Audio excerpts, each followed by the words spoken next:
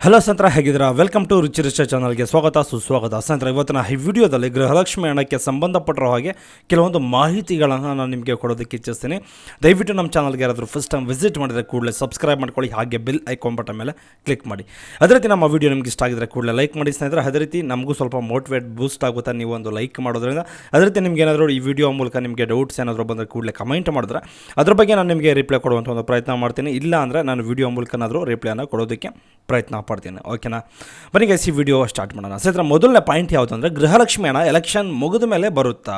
ಅಯ್ಯೋ ನಾನು ಸತ್ತೋಯ್ತೀನಿ ಕಣಣ್ಣ. ಇದು ಸಿಕ್ಕಾಪಟ್ಟೆ ಒಂದು ಪ್ರಶ್ನೆಯಾಗಿಯೇ ಉಳಿದಿದೆ. ಬಟ್ ಆದರೆ ಎಷ್ಟೋ ಜನ ಎಲೆಕ್ಷನ್ ಆದಮೇಲೆ ಈ ಹಣ ಹಾಕೋದಿಲ್ಲ ಅಂತ ಹೇಳಿದ್ದಾರೆ. ನಾವು ನಿಮ್ಮ ಅಭಿಮಾನಿ ಅಣ್ಣ, ನಿಮ್ಮ ಅಭಿಮಾನಿ ಅಣ್ಣ.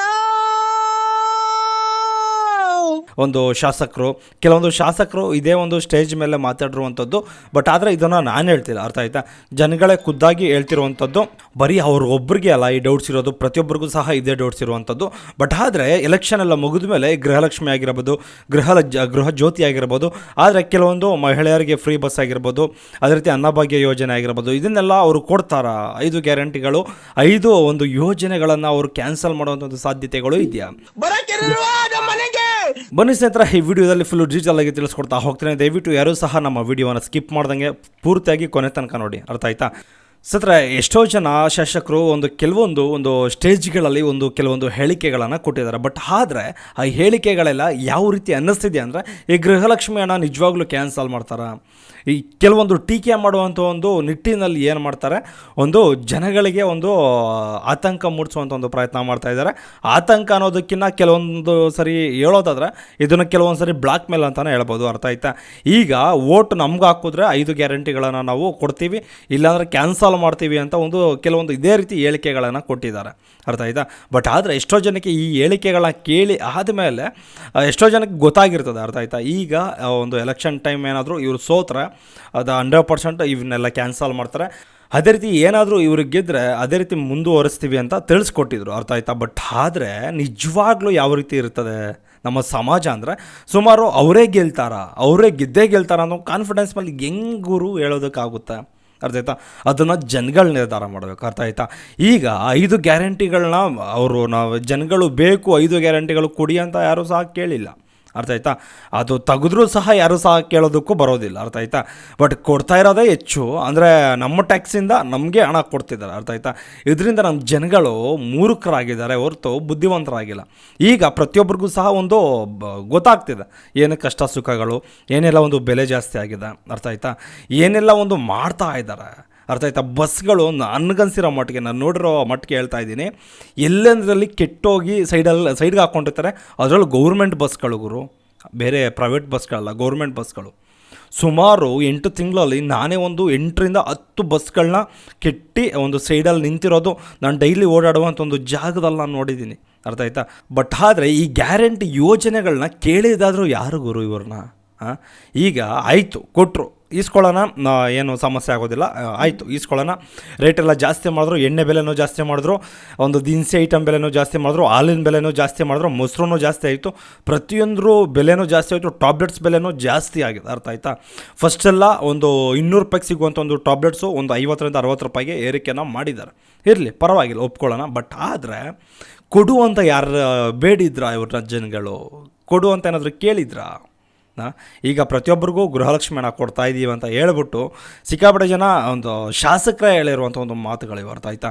ಬ್ಲಾಕ್ ಮೇಲ್ ಮಾಡೋದು. ನಾವು ಪಾರ್ಲಿಮೆಂಟ್ ಎಲೆಕ್ಷನಲ್ಲಿ ಗೆದ್ದರೆ ಈ 5 ಗ್ಯಾರಂಟಿಗಳನ್ನು ಮುಂದುವರಿಸ್ತೇವೆ, ಇಲ್ಲ ಅಂದರೆ ಕ್ಯಾನ್ಸಲ್ ಮಾಡ್ತೀವಿ, ಗೆದ್ದಿಲ್ಲ ಅಂದರೆ. ಕರ್ನಾಟಕದಲ್ಲಿ ಇವೆಲ್ಲ ಕ್ಯಾನ್ಸಲ್ ಮಾಡ್ತೀವಿ.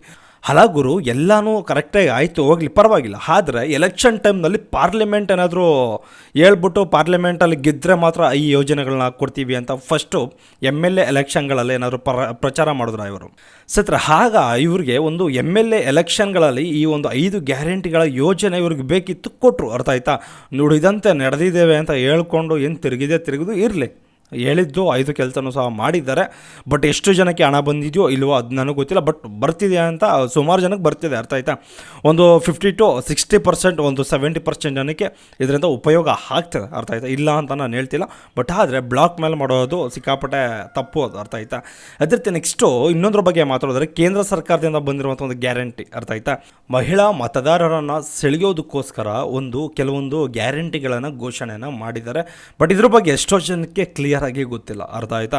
ಮೇಯ್ನಾಗಿ ಮಹಿಳಾ ಮತದಾರರನ್ನು ಸೆಳೆಯೋದಕ್ಕೋಸ್ಕರನೇ ಈ ಒಂದು ಗ್ಯಾರಂಟಿಗಳನ್ನು ಮಾಡಿದ್ದಾರೆ. ಏನು ಗ್ಯಾರಂಟಿ? ನಾರಿ ನ್ಯಾಯ, ಅರ್ಥ ಆಯ್ತಾ. 25 ಗ್ಯಾರಂಟಿಗಳನ್ನು ಕೊಟ್ಟಿದ್ದಾರೆ ಅಂತ ನ್ಯೂಸ್ ಬಂದಿತ್ತು. ಬಟ್ ಅದ್ರ ಬಗ್ಗೆ ಫುಲ್ಲು ತಿಳ್ಕೊಂಡಿದ್ದೀನಿ, ಅರ್ಥ ಆಯ್ತಾ. ಬಟ್ ಆದರೆ ನಾರಿ ನ್ಯಾಯ ಅಂತ ಒಂದು ಗ್ಯಾರಂಟಿ ಯೋಜನೆಯನ್ನು ಕೊಟ್ಟಿದ್ದಾರೆ. ಬಟ್ ಇದರಲ್ಲಿ ಪ್ರತಿಯೊಬ್ಬ ಬಡ ಹೆಣ್ಣು ಮಕ್ಳಿಗೂ ಸಹ, ಅಂದರೆ BPL ಕಾರ್ಡ್ ಎಷ್ಟು ಜನಕ್ಕೆ ಇರ್ತದೋ ಅಷ್ಟು ಜನಕ್ಕೂ ಸಹ, ಒಂದು ಫ್ಯಾಮಿಲಿನಲ್ಲಿ 3 ಜನ ಹೆಣ್ಣುಮಕ್ಳು ಇದ್ರೂ ಸಹ, ಅರ್ಥ ಆಯ್ತಾ. ಒಂದು ಹೆಣ್ಮಕ್ಳಿಗೆ ಅಂತ ಹೇಳಿಲ್ಲ, ಒಂದು ಕಾರ್ಡಲ್ಲಿ ರೇಷನ್ ಕಾರ್ಡ್ ಪ್ರಕಾರನೇ ಹೋದರೆ. ಬಟ್ ಎಷ್ಟು ಜನ ಹೆಣ್ಮಕ್ಳು ಇರ್ತಾರೋ ಅಷ್ಟು ಬಡ ಹೆಣ್ಮಕ್ಳಿಗೂ ಸಹ ವರ್ಷಕ್ಕೆ 1 ಲಕ್ಷವನ್ನು ಹಾಕ್ತೀವಿ ಅಂತ ಒಂದು ಗ್ಯಾರಂಟಿ ಯೋಜನೆಯನ್ನು ಘೋಷಣೆ ಮಾಡಿದ್ದಾರೆ. ಅದು ಪಾರ್ಲಿಮೆಂಟ್ ಎಲೆಕ್ಷನ್ಗೋಸ್ಕರ ಇರಬಹುದು, ಅರ್ಥ ಆಯ್ತಾ.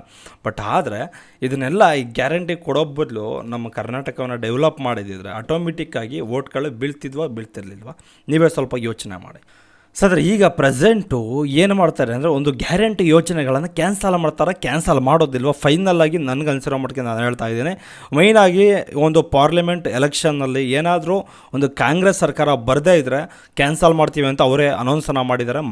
ಮಾಡಬಹುದು, ಮಾಡದೇನೂ ಇರಬಹುದು. ಯಾಕೆ ಅಂದರೆ ಅವರು ಹೇಳಿಕೆಯನ್ನು ಕೊಟ್ಟಿರೋದ್ರ ಪ್ರಕಾರ ನಾನು ನಿಮಗೆ ತಿಳಿಸ್ಕೊಡುವಂಥ ಒಂದು ಪ್ರಯತ್ನ ಮಾಡ್ತಾಯಿದ್ದೀನಿ ಅಷ್ಟೇ.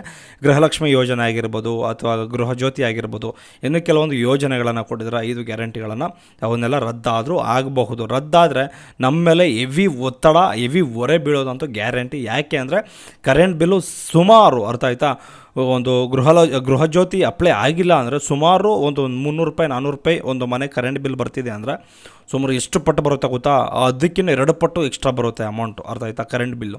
ಇದು ಒಂದು ದೊಡ್ಡ ಸಮಸ್ಯೆ ಆಗಿದೆ. ಈ ಥರ ಮಾಡಿ ತಂದಿಕ್ಬಿಟ್ಟವ್ರೆ, ಏನು ಮಾಡೋದಕ್ಕೆ ಸಾಧ್ಯ ಇಲ್ಲ. ದಯವಿಟ್ಟು ಮತ ಚಲಾಯಿಸಬೇಕಾದ್ರೆ ದಯವಿಟ್ಟು ಯೋಚನೆ ಮಾಡಿ ಮತವನ್ನು ಚಲಾಯಿಸಿ, ಒಳ್ಳೆ ಅಭ್ಯರ್ಥಿಯನ್ನು ಆಯ್ಕೆ ಮಾಡಿ, ಓಕೆನಾ.